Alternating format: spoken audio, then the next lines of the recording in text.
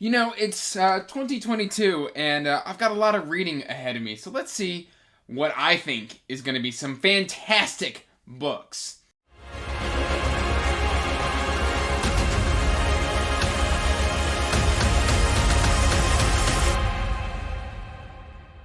Hey everyone, welcome back to Andrew's Wizardly Reads, and as always guys, I am Andrew, and today I've got my 5-star prediction video for you. But before we get to that video, make sure you're liking and subscribing, hitting that bell notification so you can get regular updates for when I put out new content. I post every Monday, Wednesday, and Friday. Also make sure you're checking that description box down below for the link to the Wizardly Duo Discord, as well as links to all of my social media. And that said, guys, usually when, people go, oh, these are my 5-star predictions, they'll give you, 10. I couldn't do that. And so I decided to do my top 15 and be like, you know what? I think these are going to work for me. So, yeah, let's just kind of hop right on in and see what I think I'm going to love. Now, I'm as shocked that this made the list as anybody else. Specifically because I wasn't a huge fan of the first, 5 books, and then the 6th book really just brought it home for me. And so I'm expecting A Little Hatred by Joe Abercrombie to just bring it home. What he pulled off in Red Country for me was something really, really special. I loved that book. And so this is kind of leaning more into where we are at the end of that book, where we're kind of moving into an industrial revolution type setting, but we're going to still kind of keep that tone. But also, the cover's got a helm on it. So, industrial revolution, but helms. So, that just sounds super interesting to me. I've heard a lot of people say The Age of Madness is where Joe Abercrombie just shines. So, yes, we are going to go with Age of Madness on that one. Specifically, A Little Hatred. Now, this one, I loved the only book that I've read by this author, and I loved it so much I picked up the whole series. Retribution Falls by Chris Wooding. This is a steampunk Firefly type of deal with airships and rebel captains, what have you. That just sounds, that really, really appeals to me. Pretty much, if you want to get me to buy a book, tell me that it's like Firefly and it's got the rebellious captain and airships or spaceships, and I'll probably put it on my TBR. So Retribution Falls is an immediate slot in, especially because I loved the Ember Blade so much.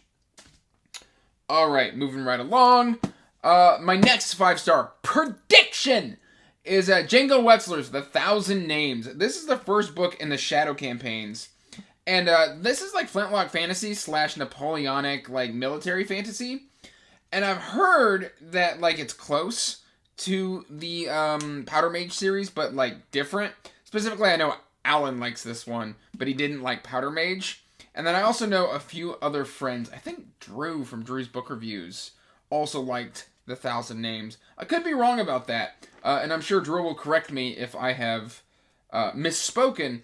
But, I mean, there's 5 books in this series, and The Thousand Names just sounds fascinating. I've had it on my shelf a little too long, but I predict that this is going to be a 5-star book.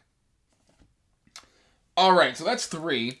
The 4th one is Daughter of the Empire by Raymond E. Feist and Janie Wertz.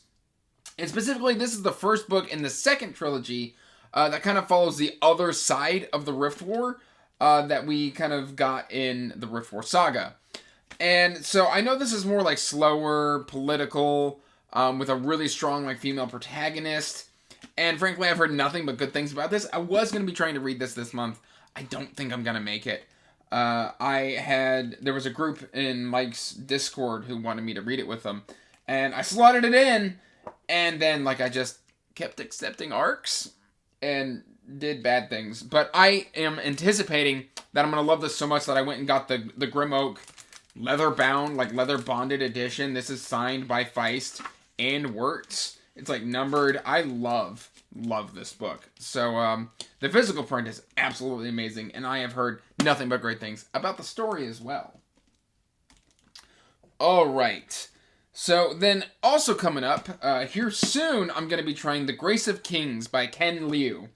I've heard nothing but good things about Ken Liu. I've read only one short story, and in 15 pages, I was absolutely floored with how much I loved that story. So, the next progression and what makes perfect sense is to just jump into the epic fantasy. Because why not? That starts with Grace of Kings, the first book in the Dandelion Dynasty. I am anticipating loving this because I've heard it referred to like silk punk, so it's like steampunk, but like Asian based. That just sounds cool. So, yes, we've got Grace of Kings on that list by Ken Liu as well. Alright, we're making progress. Now, I wanted to have some sci-fi on this list. And specifically, ever since I discovered BookTube, I've been hearing about We Are Legion, We Are Bob by Dennis E. Taylor. There's 4 books in this series. I have the first 3. They're fairly short, and I've heard that this is just great sci-fi. Like, apparently it deals with, like, cryogenics, but, like, what happens so far in the future if, like, certain laws get changed and then, like, they take people in cryogenic sleep or something, load their minds into space probes and just shoot them into space and let chaos happen. So that's all I know about this, and even that could possibly be wrong. But I've heard it's also pretty funny, so I'm excited for that. And then to keep it going with the sci-fi, we've got Children of Time by Adrian Tchaikovsky. I've heard nothing but good things about this series. I've got it on audiobook as well, but all I've heard is space spiders. There we go. And that kind of intrigues me because, like, I've also heard that, like, you root for the spiders, which I want to see how he makes me do that. So, yeah, we've got Children of Time, which it looks like I've been packing my books too tightly on my shelf because I've got a crease there now that I didn't before, and that makes me sad. All right, I think that's the only sci-fi we've got here. But up next is a self-pub that I've been hearing a lot about lately. That's Rise of the Ranger by Philip C. Quantrell. This is like a 9-book epic self-pub fantasy series that the author put out in 5 years. And apparently it holds up. Because, like, right now there's currently a couple people in my Discord who are like, they say it starts off rocky, but once it finds its footing, it is absolutely amazing. I think this series has some of the best covers currently out there. I mean, these are just works of art. Plus, like, I like how the uniformity of the spines. You probably can't see it, but I've got the first 5 in this series already. And while they look kind of chunky, I think they'll be pretty quick reads. So, yeah, definitely the what is this one called again? I think this is the Echo Saga. Yeah, that's what it's called. The Echo Saga by Philip C. Quantrell, specifically Book 1, Rise of the Ranger. All right, and then I'm going to just kind of hold up 3 mass market paperbacks. We've got The Hallowed Hunt by Louis McMaster Bejeweled. This was recommended very highly by Owen Edwards. And he did a whole why you should read thing on it, which got me to buy 3 of the books. And I've heard that this is a very underrated fantasy series because the author's like award-winning, but like she's in this kind of like weird space where a lot of people aren't giving her reviews, but the books are amazing. And so he was the first person that I really heard talk about it. I think Alan was talking about her sci-fi, but this is the first time I'd heard somebody mention fantasy, and since fantasy is my jam, I went and picked these up. I'm expecting to love these because, frankly, I respect Owen's opinions, and his review sounded interesting enough that I immediately went and bought 3 books. So, yeah, there's that one. Another one that I've had way too long, that is The Death Gate Cycle, specifically Dragonwing. This is by Margaret Wise and Tracy Hickman. Now, I know last year I reread the Dragonlance Chronicles, and it did not hold up to my nostalgia. However, I've never read this, and I've also heard it's a completely different feel than the Dragonlance books, which are D&D based. These are not D&D based. And I've heard, I think Chaz loves these, Alan loves these, a fair few people that I talked to in Discord love these. Like, this is like supposedly a beloved kind of 90s, I'm going to say this is the 90s. I could be completely wrong, but 90s fantasy. 1990 was when the first book came out. So when I was born, classic. So yes, I have a lot of hope and love for Dragonwing.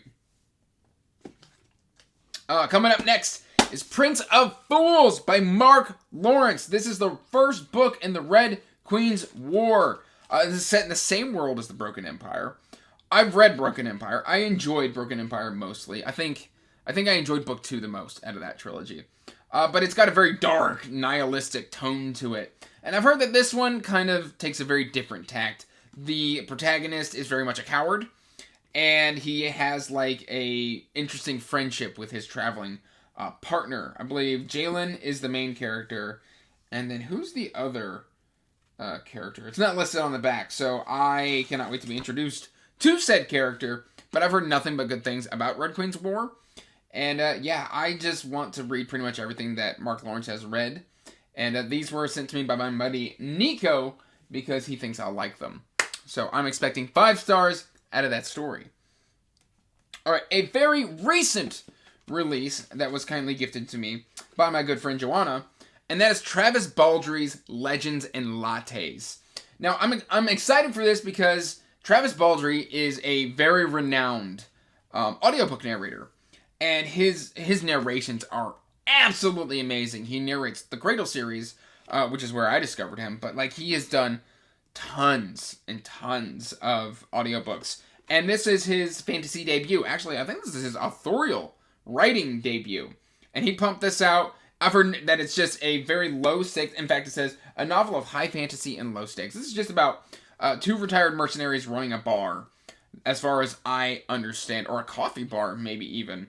Like you can see that there's like baked goods on the table, coffee mugs, and things of that nature. So I'm imagining this is just a very laid back, enjoyable read with a lot of humor, because I think Travis is a pretty funny guy. And so yeah, like I have nothing but high expectations for this. In fact, if you open it up, this is cool. You can see the sword with the shield, and then kind of like just a decorative pattern. But in the middle, right there, is a nice little cup of coffee. So that just sounds awesome. Really laid back. All right, I've got 4 more here to close out this 15 books 5-star prediction video. I wanted to do some horror as well, because I do like occasional horror. And I don't know if this one's exactly horror or if it's one of his thrillers. But that's Stephen King, Needful Things. This is supposedly the last Castle Rock story. I don't think that's true. I think he's written some short stories in Castle Rock after the fact. But this is a book. This is like a bucket list book for me.